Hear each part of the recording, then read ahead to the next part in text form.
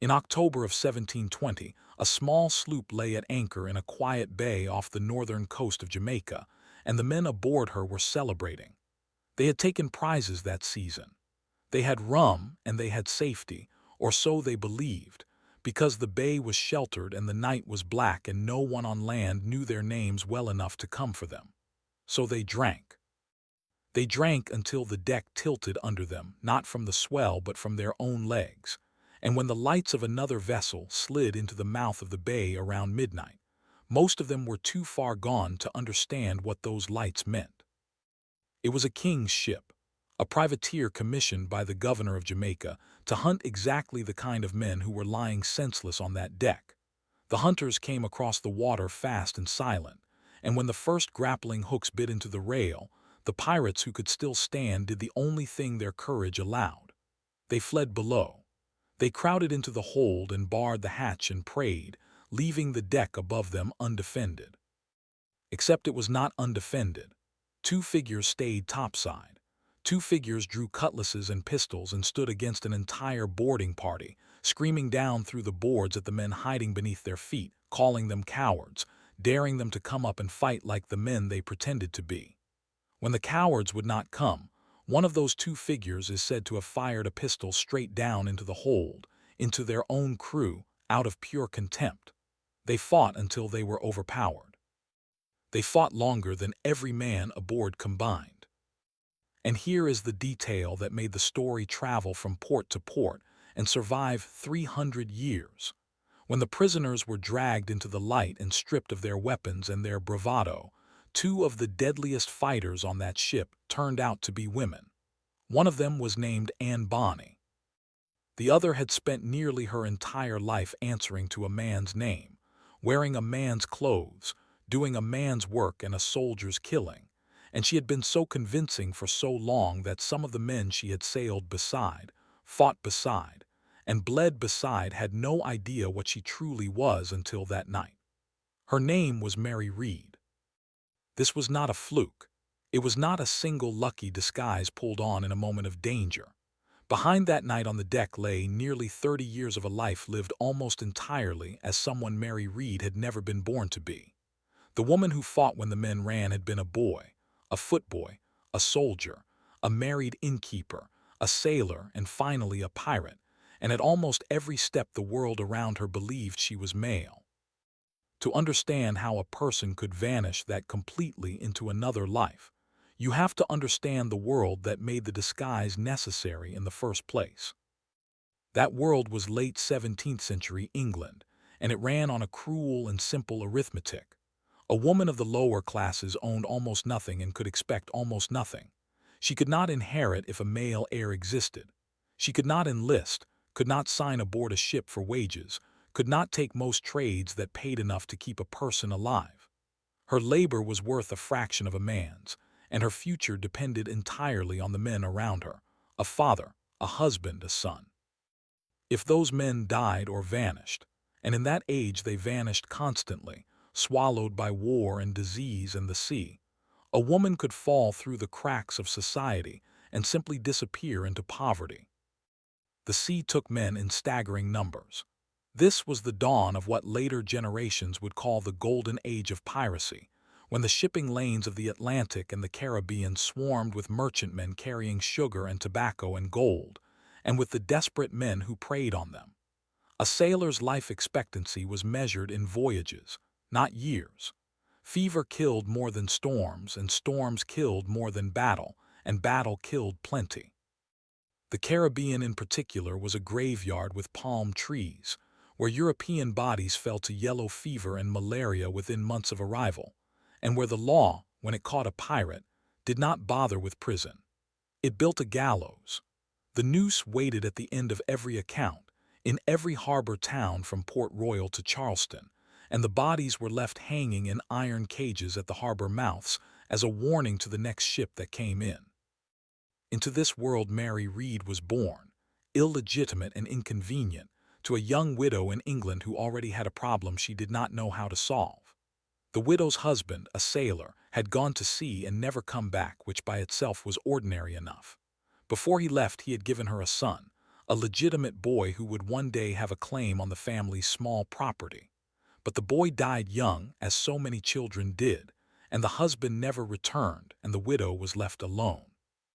Then, by another man whose name the records do not preserve, she became pregnant again, and the child she carried was Mary. Now the arithmetic turned deadly. The widow's mother-in-law, the grandmother of the dead legitimate son, was a woman of modest means who had been willing to send money to support her grandson. But she had no obligation and no inclination to support a bastard granddaughter born years after her own son had vanished. A girl born out of wedlock was, to that hard old woman, simply proof of her daughter-in-law's disgrace. There would be no money. There would only be shame and slow starvation. So the widow did the thing that set the whole strange course of Mary Reed's life in motion. She let her dead son live again. She dressed her daughter in the dead boy's identity, called her by the boy's name, told the grandmother that the legitimate heir had survived after all, and presented this child as the grandson the old woman had been ready to support. The deception worked. The grandmother, never suspecting, sent money for the upkeep of a grandson who was in truth a granddaughter, and Mary Reed was raised from her earliest memory as a boy. This was the wound, and the weapon fused into one. The disguise that should have been a temporary fraud became the only self the child knew. She did not put on boys' clothes as a costume. She grew up in them. She learned to walk and speak and carry herself as boys did because she had never been allowed to learn anything else. And by the time she was old enough to understand the lie had become indistinguishable from her life. The grandmother eventually died, and with her died the money, and the widow and her child sank back into poverty. But the disguise did not end. It had nowhere to go but forward. As soon as she was old enough to work, the child, who was now a teenager, was placed into service as a footboy to a French lady, one of the few positions a poor youth could get. A footboy's life was drudgery, fetching and carrying and standing in livery. And it did not suit a young person who had been raised hard and restless and quick with her hands. She did not last, and here the disguise opened a door that would have been bolted shut to any girl in England. Mary Reed ran away, and did the one thing a strong young man without prospects could always do in that century. She went to war. She enlisted, first aboard a man-o'-war, taking the king's pay as a sailor among sailors, sleeping in the press of bodies below decks where any slip, any moment of carelessness could have exposed her. None did. Later she left the sea and took up the soldier's trade on land, joining a regiment of foot and then transferring into a regiment of horse, serving in the long grinding campaigns in Flanders during the wars that consumed Europe at the turn of the century. And she was good at it. The accounts agree on this point even when they agree on little else. In the cavalry, she earned a reputation for genuine bravery, riding into actions that more cautious men avoided, conducting herself with a coolness under fire that her comrades admired. They admired the courage of a fine young trooper. None of them knew they were admiring a woman, because it never once occurred to them that they might be. Then came the first great unmasking, and it came not through capture or accident but through something far more dangerous to a secret. It came through love. In her squadron rode a young Flemish soldier, and Mary Reed fell for him completely, and the feeling unsettled her in ways that battle never had. The accounts describe her behavior growing strange, careless, distracted. In a soldier she had always been steady, taking foolish risks as if she no longer cared whether she lived. At last she could not carry the secret alone any longer. She let him discover the truth. She revealed to the man she loved that the trooper who had ridden beside him through the campaign was a woman. He could have destroyed her. A word from him and she would have been thrown out of the regiment in disgrace, perhaps worse. Instead, he loved her back. When the fighting died down and the regiment went into quarters, the two of them married, and the strangeness of it became a small sensation among the soldiers, who had never imagined that one of their own comrades was a bride. For a brief season, Mary Reed laid down the disguise entirely. The couple left the army, took their savings, and opened an inn near the great fortress town of Breda, a place called by the sign that hung above its door. And for the first time in her life, Mary Read lived openly as a woman, a wife, an innkeeper, a person with a name that matched her face. It did not last. This is the first place in her story where the sea, or fate, or whatever cruel force governed her life, reached in and took back what little it had given. Her husband fell sick and died, young, leaving her a widow exactly as her own mother had been left a widow a generation before. The inn could not survive without him. The peace in Flanders meant fewer soldiers passing through, fewer customers, less coin. The brief life as Mary read the wife collapsed, and the woman was left with nothing once again, in a foreign country, with no inheritance, no trade open to her, and no man to stand between her and starvation. So she did the only thing the world had ever taught her would work. She became a man again. She put the disguise back on like armor she had only briefly set aside, took a man's name once more, and signed aboard a ship bound for the West Indies, sailing toward the Caribbean and toward the most dangerous and most famous chapter of her life. She did not know yet that the sea she was sailing into would make her name immortal. She only knew that as a man she could earn passage and wages, and as a woman she could earn nothing at all. The ship never reached its destination in peace. Somewhere in those bright and lethal waters, it was taken by pirates, the predators who ruled that ocean in the years after the great wars had ended and flooded the Caribbean with thousands of unemployed sailors who knew no trade but violence. The pirates did what pirates did. They plundered the vessel, and they offered the able-bodied men among the crew a choice that was barely a choice at all: join us or be left behind. Mary Read, who had spent her whole life proving she could do anything a man could do, signed the pirate articles and joined the very crew that had captured her. For a time she sailed the account, the pirates' phrase for their trade, until a royal pardon briefly tempted her and many others ashore. But the pardon could not feed a person any better than the law ever had, and before long she was back at sea under a black flag, and this time she fell in with the crew that would write her into history. The captain was a flamboyant Englishman named John Rackham, called Calico Jack for the bright printed cotton he favored over honest sailors' slops. And aboard Rackham's ship, already living openly and dangerously, was the woman who would become Mary Read's only true equal, a fierce Irish-born pirate named Anne Bonny. What happened next became the most repeated scene in the whole legend, and it is worth telling carefully because it shows how completely the disguise still worked even among the boldest people in that ocean. Anne Bonny, who lived as a woman among the pirates and was the captain's lover, noticed the new recruit. She noticed the handsome young pirate with the steady hands and the cool eyes, and she was drawn to him, and she made her interest known. Mary Read, cornered by a desire she could not return and could not safely explain, did what she had once done with a Flemish trooper. She revealed the truth privately to Anne, showing her that the man she was pursuing was a woman like herself. Captain Rackham, watching his lover grow intimate with the new crewman and not yet knowing the secret, flew into a jealous rage and threatened to cut the young pirate's throat. To save Mary's life, the two women let him in on the secret as well, and the three of them kept it among themselves.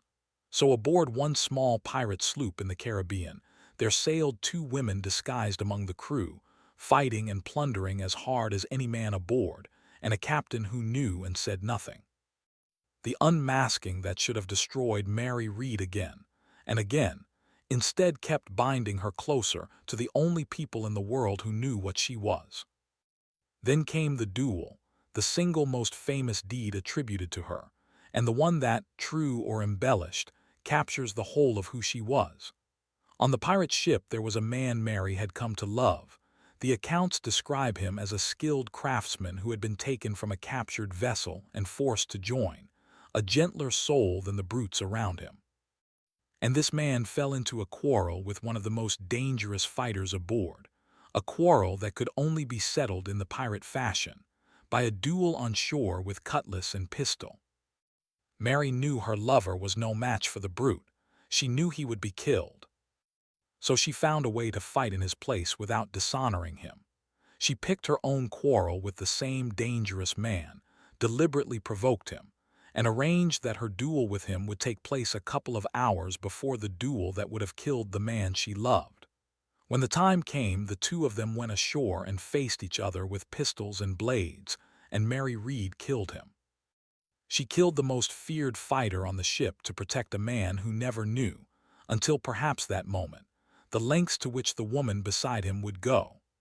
There is no greater proof in the whole story of what she was capable of, and no clearer picture of the courage that would later keep her standing on a deck while braver-looking men cowered below. That courage carried her all the way to the night this story began, the night the king's ship slid into the bay, and the men ran for the hold and only Mary Read and Anne Bonny stayed to fight. When the prisoners were taken to Jamaica and stripped of their disguises in open court, the discovery that two of the pirates were women became a sensation that newspapers and pamphlets carried across the ocean. And when the records of that trial were set down, they preserved the words that have echoed for 3 centuries. Asked, in effect, why a woman would choose so deadly a life when the certain end of it was the gallows, Mary Read is said to have answered that she thought little of the hanging, that without the threat of the rope, the account reports, every cowardly fellow would turn pirate and clutter the sea until the men of courage starved. The fear of the noose, she meant, was the only thing keeping the cowards honest, and the cowards were the ones who deserved it. So how much of this actually happened? This is the question that every honest telling has to face, because the truth is that almost everything we know about Mary Read's life before her capture comes from a single source. In 1724, a few years after her death, a book appeared in London called A General History of the Most Notorious Pirates, written under the name of a Captain Charles Johnson, an author whose true identity has never been settled, and who some scholars have argued was a pen name for Daniel Defoe himself. That book is the origin of nearly every detail in this story: the dead brother, the disguise forced by a grandmother's money, the soldier's career in Flanders, the marriage, the inn, the duel fought to save a lover. We have no independent confirmation of her childhood. We have no muster roll naming the trooper she became. The romantic perfection of the duel, fought conveniently 2 hours before her lovers, has the polish of a story shaped to please readers rather than a fact recorded by a clerk. The skeptics are right to be cautious. 18th-century writers were not journalists. They invented dialogue, sharpened coincidences, and gave their subjects speeches that no one could have transcribed. The famous courtroom answer about cowards and the rope may have been improved in the retelling. It is entirely possible that the real Mary Read's life was rougher, plainer, and less elegantly arranged than the legend that grew around it, and that some of the most cinematic moments owe more to the author's pen than to anything that happened on a ship. But here the documentary record stops being a matter of one author's word, because the end of the story is not legend at all. It is law. In November of 1720 in Jamaica, Mary Read and Anne Bonny were tried before a court of admiralty for piracy, the trial documented in official records that survive to this day. The proceedings were real. The charges were real. Calico Jack Rackham and the men of the crew were convicted and condemned, and Rackham was hanged, his body left to rot in an iron cage at the entrance to Port Royal as the law's standing warning. Then the 2 women were brought forward and they were convicted too, and the judge pronounced the same sentence over them that he had pronounced over the men. They were to be taken to the place of execution and hanged by the neck until dead. That much is not folklore. That much is in the record. And so the gallows that had waited at the end of every page of her life, the noose that had hung over every harbor she had ever sailed into, finally closed in on Mary Read. The world that had ruled from the day of her birth that a woman could inherit nothing, enlist for nothing, become nothing, had one final ruling to deliver, that this particular woman, having become a soldier and a sailor and a pirate in open defiance of every one of those rules, would die for it at the end of a rope like any man. But she cheated it. When the sentence was passed, both women revealed that they were pregnant, and under the law of the time, a condemned woman who was with child could not be hanged until after she had given birth, because the law would not kill the innocent unborn along with the guilty mother. The court ordered the execution stayed. And in that delay, in that narrow space the law had grudgingly opened, Mary Read slipped through and escaped the gallows entirely, though not in any way she would have chosen. Sometime in the spring of 1721, in a Jamaican jail, before the child was born and before the rope could ever be put around her neck, she fell sick with a violent fever and died. The parish register of a Jamaica church records the burial of Mary Read in April of that year. She died, as one might say of her, on her own terms, by her own body's reckoning rather than the hangman's, denying the noose the satisfaction it had been promised. Think about what that means. The world spent her entire life insisting on what she was not allowed to be. It would not let her inherit, so her mother disguised her. It would not let her work for a living wage, so she became a soldier. It would not let her sail for pay, so she became a pirate. And at the very end, when it had finally caught her and condemned her and built the platform to hang her, she escaped even that, not through pardon or rescue but by simply refusing, in death as in life, to give the rope what it wanted. The men who had cowered in that hold while she fought are remembered for nothing, their names lost, footnotes to her story if they appear at all. She is remembered 300 years later. The cowards she screamed at have no monument. She has a legend. There is one detail of that night on the deck that lingers, and it is worth ending on.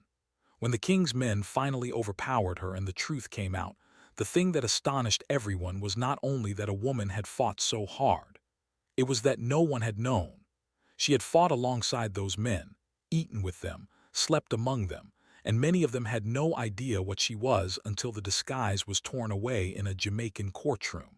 For most of her 30-some years, the people standing right beside Mary Read believed they knew exactly who she was, and they were wrong, because they had decided in advance what a person who looked and fought and lived as she did must be. And that is the question her life leaves in the air, across 3 centuries, for anyone who hears it, who gets to decide what a person is allowed to become. The grandmother with her purse, the army with its muster rolls, the courts with their gallows, the whole machinery of a world that had her future written before she could walk, all of them were certain. All of them were sure they knew what she was and what she could never be. And one poor, illegitimate, motherless child in a dead boy's clothes spent her whole life proving every one of them wrong, with a cutlass in her hand and a man's name on her lips, and a courage that the bravest men around her could not match. So the next time you hear that some person cannot possibly be what they claim, that the world has already decided what they are, remember the bay off Jamaica on that black October night. Remember the men who ran for the hold. And remember the figure who stayed on deck and fought them all, the one everyone was so certain they understood, screaming down through the boards for the cowards to come up and fight like men, never once suspecting that the deadliest fighter on that ship, the one with more courage than all of them combined, was the woman they had never bothered to see.